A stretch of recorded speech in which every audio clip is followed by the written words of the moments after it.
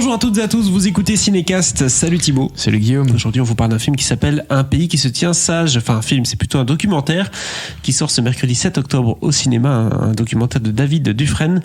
Alors de quoi ça parle, Un pays qui se tient sage? Ça parle tout simplement des affrontements qui ont eu lieu en France récemment, donc ces 2 dernières années, affrontements qui découlent des injustices sociales, des injustices de la France, les gilets jaunes, etc., tout ce qui s'est passé.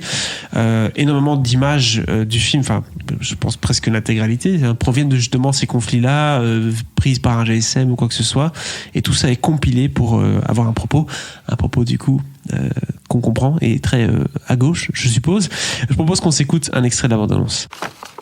L'État détient le monopole de l'usage légitime de la violence. Max Weber. On est dans un jeu de juste mesure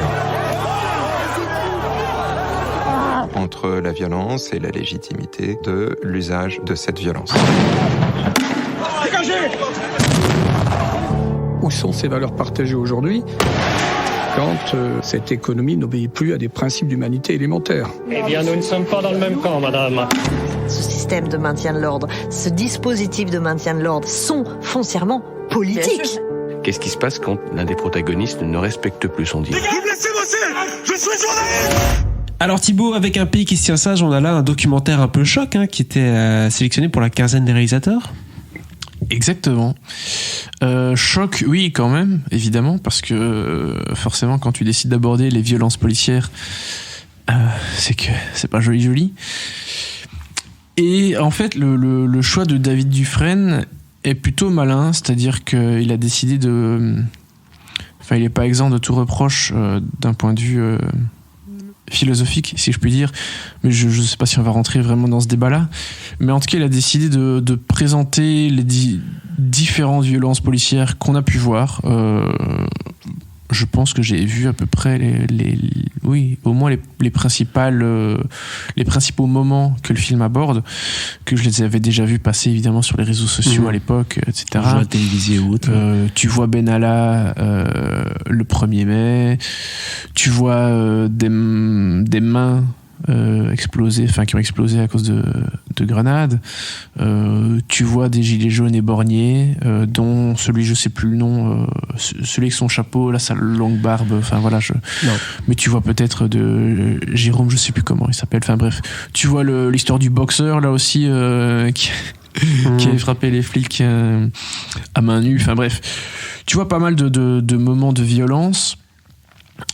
À chaque fois, t'as plusieurs intervenants, plusieurs types d'intervenants, des philosophes, des sociologues, des journalistes, des militants gilets jaunes. Certains militants sont reconfrontés à leurs images au moment qu'ils ont vécu. Donc c'est quand même assez impressionnant de voir des personnes qui revoient le moment où... ils sont pris une grenade flash, ils ont perdu leurs mains, ils ont perdu un œil, ce genre de choses, c'est quand même pas évident. Parfois, ce sont des choses qui, je vais le dire un peu bizarrement, sont plus soft, entre guillemets, dans le sens où c'est pas des membres perdus.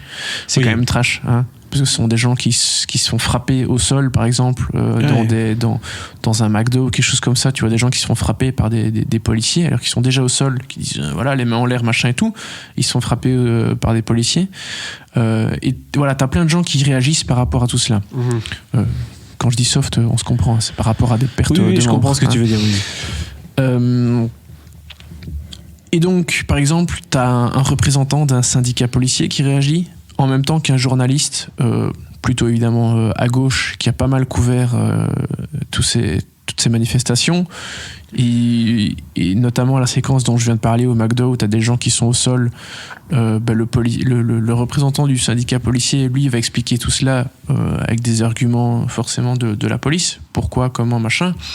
Va dire oui, mais ça dépend du contexte. Peut-être que ces gens-là ont balancé quelque chose avant, ceci, cela. Oui, on n'a pas les images d'avant, quoi. Voilà, oui. T'as pas les images d'avant. Ce qui est une vérité, parce que souvent... Bien sûr. Enfin, en tout cas, on a eu d'autres exemples plus récemment, je pense, notamment lors de manifestations d'infirmiers, où on a tous vu cette infirmière qui s'est faite arrêter de manière un peu musclée, et tout le monde était hyper choqué. Et Et effectivement, l'arrestation était un peu musclée. Très musclée. On est d'accord. Mais il y avait les images précédentes qui montraient qu'elle chargeait aussi ou je sais pas quoi. Une fois que tu as eu les images avant où tu vois qu'elle balançait des pavés, ou en tout cas des cailloux, etc., bah, tu peux remettre les choses un peu plus en perspective. Après, bon, je n'étais pas sur les lieux ni rien, donc voilà. Ouais. Mais je veux dire, c'est un argument qui peut être recevable. Et ce que le journaliste avec qui ils sont en train de regarder, enfin avec qui il est en train de regarder la séquence au même moment, lui dit mais enfin, regardez, ces gens-là sont déjà au sol. Ils disent pas on se rend machin, mais ils disent on n'a pas d'armes, on n'a rien fait. Et t'as quand même des flics qui frappent des gens qui sont au sol. Et le journaliste demande aux représentants du syndicat policier est-ce que ça c'est choquant? Et à un moment, le gars a quand même fini par lâcher du bout des lèvres. Oui, ça c'est choquant. Et du coup, c'est problématique. Voilà. Oui, de toute façon, le but du film n'est pas de dire à qui la faute. Je pense qu'on sait tous à qui est la faute dans ce genre de situation-là. C'est un problème qui est plus profond. C'est un problème du pays, quoi. C'est pas juste les flics ou les gens. Il y a un problème sociétal, quoi. En vrai, c'est un problème très compliqué, bien sûr, qui est bien plus large et dont on va pas faire le débat là maintenant. Mais il y a des questions sociologiques et philosophiques qui sont intéressantes. C'est-à-dire que il y a une question qui se pose à un moment dans le film. L'État a ils disent souvent la légitimité de la violence. C'est-à-dire que c'est les seuls qui peuvent faire usage de la force de façon légitime. Sans avoir de répercussions, à part bien sûr si c'est un usage qui c'est des abus, etc. Mais et donc il y a des gens qui mettent le terme légitimité un peu en confrontation avec la réalité des choses. En fait, l'État a le seul usage légal de la violence. Oui. Légitimité, ça veut dire autre chose. Oui, bien sûr. Et c'est pas parce que ta violence est légale qu'elle est légitime. Tout à fait. Et il y a plein de questions comme ça qui sont intéressantes dans le film, qui est déjà sorti en France, hein, donc n'hésitez pas à aller le voir en salle. Et t'as pas mal de confrontations de points de vue qui se nourrissent l'un l'autre. Hein. Franchement, il y a des confrontations assez intéressantes. Et il y a des moments plus durs. Il est pas si violent que ça. Parce que tu vois quand même pas la main arrachée. Oui, voilà. Tu vois qu'à un moment il manque peut-être quelque chose au bout du bras. Tu vois des violences, tu vois quand même des gens qui se font frapper. T'as pas des gros zooms sur des mains ensanglantées. T'as pas des gros trucs oui, très très graphiques. Voilà. Je pense qu'il a voulu faire quelque chose quand même relativement entre guillemets accessible. Oui, montrable à la télévision sans être censuré, parce que tu peux pas montrer un truc comme ça à la télévision, c'est trop trash. Quoique les JT le font en général, n'est-ce pas? Donc, effectivement. Du coup, ben voilà, je crois que tu as bien résumé la situation. C'est un documentaire qui a l'air du coup d'être bien construit. Forcément, il est à charge. Forcément, il a un point de vue.